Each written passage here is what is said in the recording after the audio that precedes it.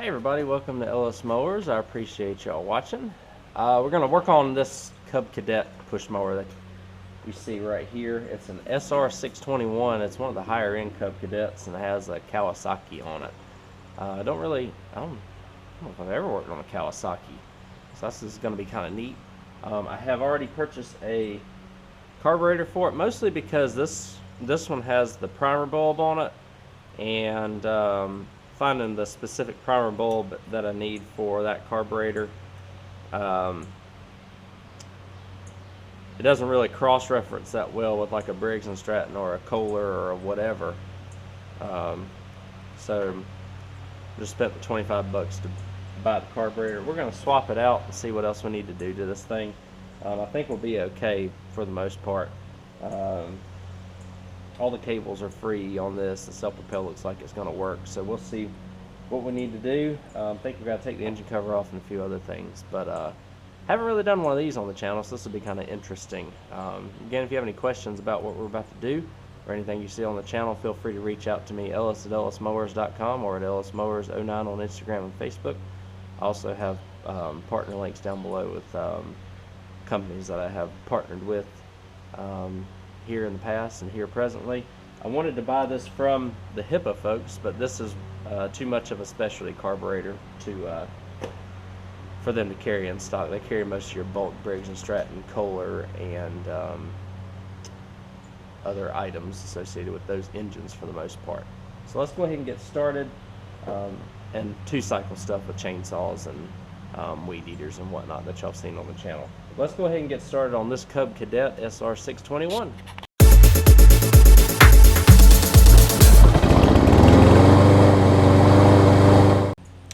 And I'll give you a quick overview of what we're working with here. We've got a 621 Cub Cadet, like I mentioned. It's got the Kawasaki on it.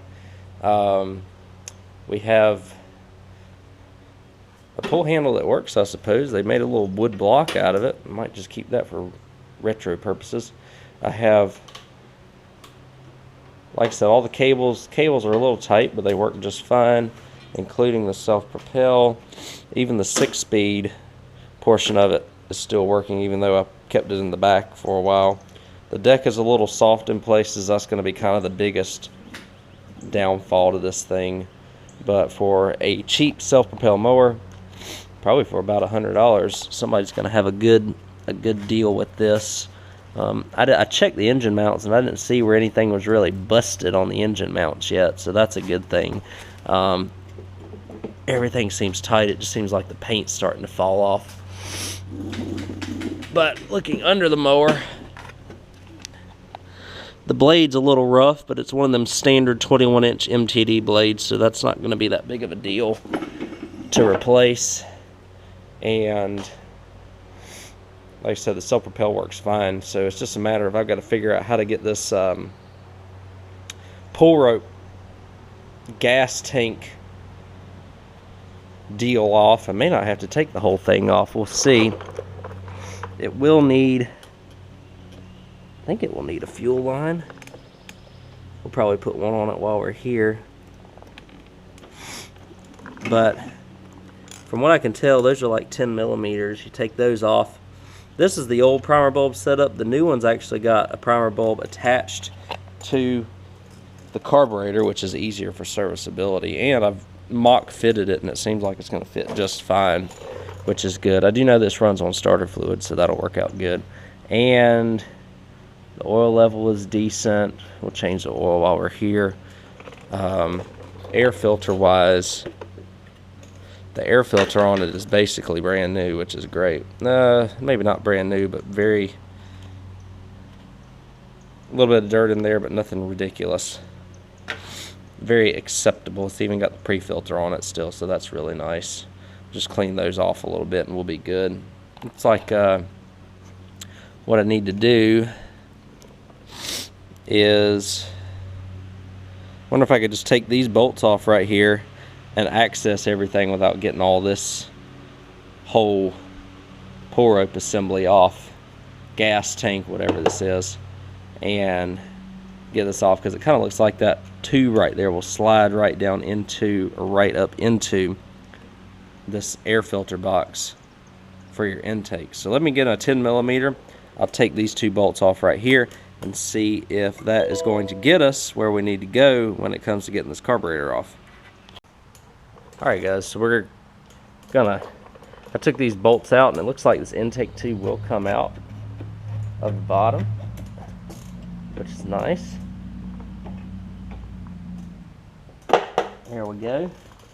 We're not going to worry about that primer bulb anymore, so we'll take that out. Again, this is one of them, looks like we've got a nipple on the back of the primer bulb there. So it would have been a specialty primer bulb. I think it was like $13 or something like that just for the primer bulb. And what I'm going to do here is we'll take the fuel line off. That's a primer bulb going into the bottom of the carburetor. That's kind of an interesting setup. But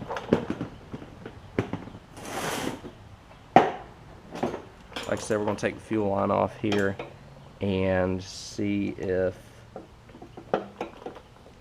it's salvageable. If not, we'll replace it.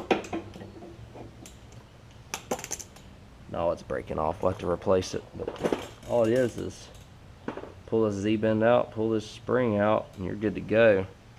So that's that. Let's see if the new one looks like it's going to fit just fine in here. Just got to get the gaskets and stuff situated. Again, mostly for replacing the carburetors because I didn't have a primer bulb, and for about $10 more I could just go ahead and get that taken care of. Like I said, I don't need this primer bulb anymore. It's obsolete, so I'll take a wrench and get this off. Replace the fuel line, which is just in the back here, and just match it up to the proper length that I need. And then after that, I'll just I'll join you when we get this thing to where we're going to put it back together. Alright guys, here's a little bit better of a view. As you can see, I've got some spider webs and stuff I need to wash off, but nothing ridiculous. I have already put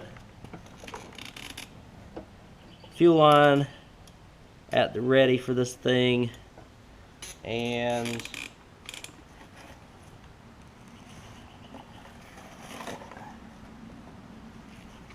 it's pretty much time to see if I can navigate this carb sandwich that I always like to call it. And so first off, we're just going to put the fuel line onto, I'm just putting the fuel line onto the carburetor. This should be a pretty, even though it's not an exact replacement, pretty close.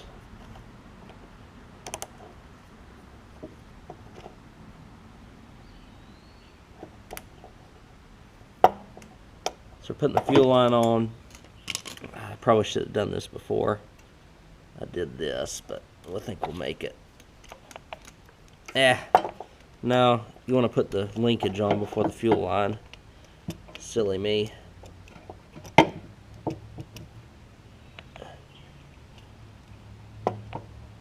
So, there we go. Let's put the linkage on first.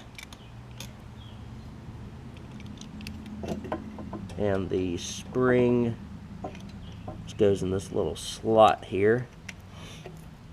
Now we can put the fuel line on.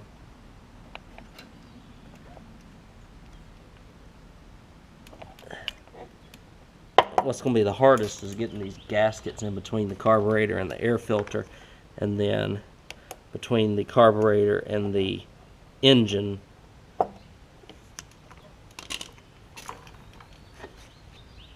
So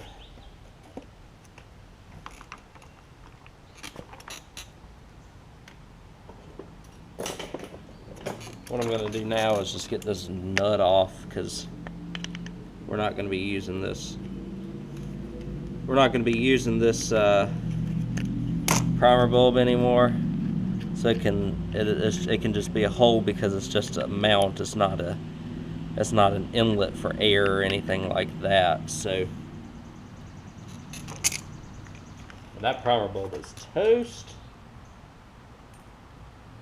So now what I can do is put this air intake on. Hopefully this will work okay. Kind of looks like it looks like we're going to be okay. Yeah, we'll be just fine. So, my two gaskets kind of go on the one side and on the other of the carburetor, basically.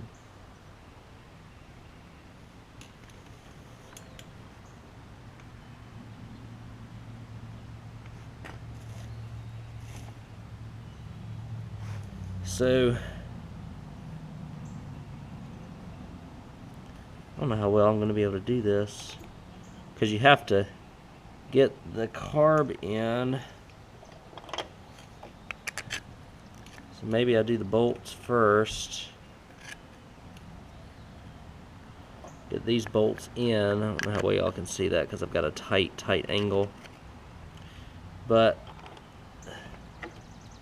if I get these in, I can slide this air intake up, which at the same time I've got to get it into the breather hose there. So this is like a complicated, convoluted thing right here. The gasket, let's see. I need the gasket going onto the front of that carburetor too. So in essence, right now I'm just sliding up this intake pipe into the intake there. And now what I can do is take this second gasket and slide it into place. Or at least get it close.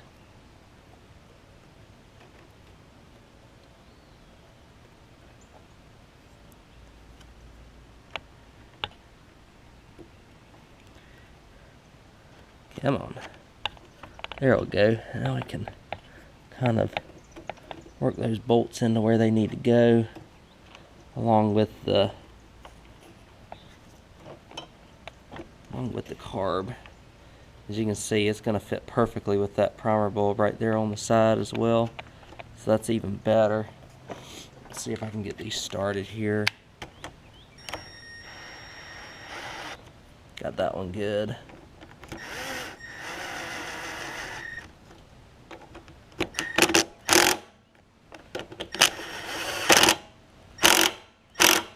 So there we go. It looks like everything is kind of in the way that it needs to be.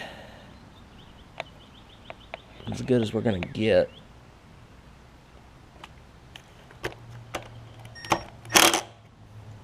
Okay. Intake pipe is in. Carburetor is on. There's just enough room between that valve cover in order to get this type of carburetor on. So now I've got the fuel line on, and it's clear of the throttle linkage. So now I think our next order of business is to potentially throw some gas in this. I need to dilute the old gas that's in it, or I could just wash out the tank. But that's our next order of business, is just seeing if it'll run with what we got going on here. And if it does, then we'll go ahead and clean it up and have somebody a nice cheap self-propelled mower here. Really wasn't too bad, guys. That was fairly easy. Again, it's just trying to navigate the sandwich and getting this pipe back in the breather tube up into the air filter. Alright guys, I got gas in it, and so hopefully it'll start. Let's see what we got. Here's the primer bulb working, so that's good.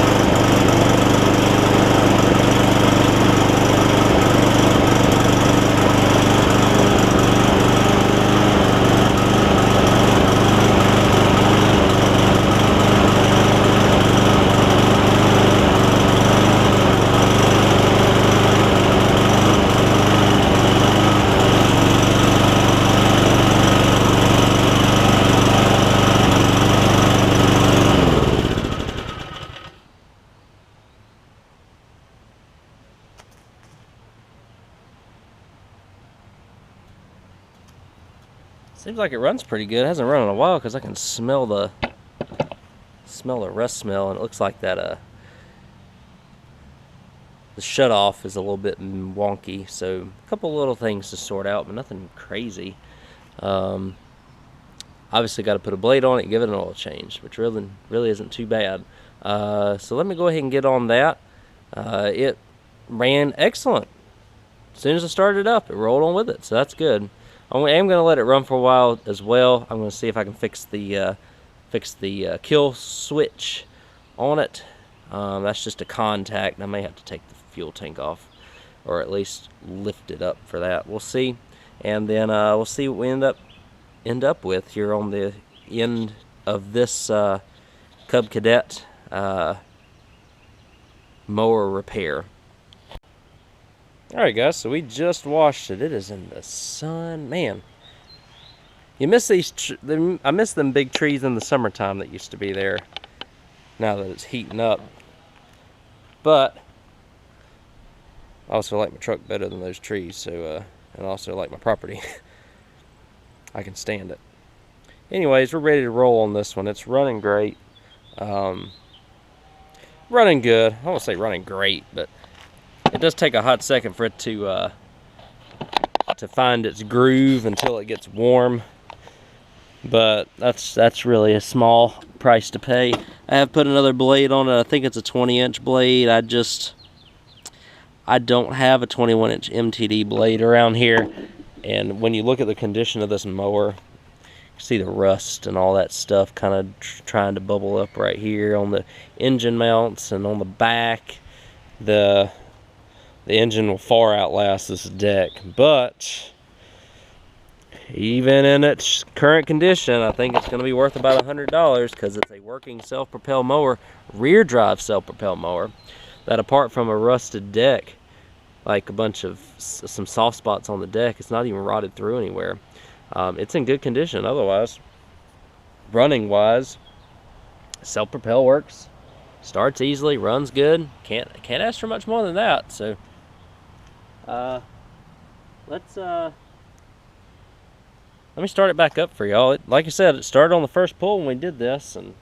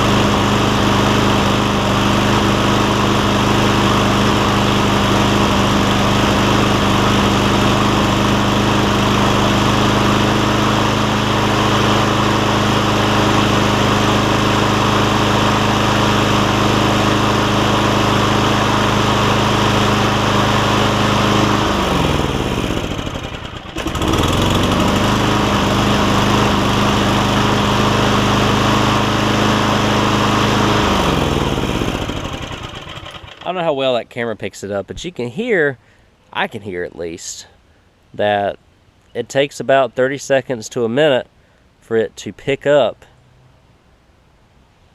the right rhythm or the right fuel air mix, and then it takes on off and runs great after that.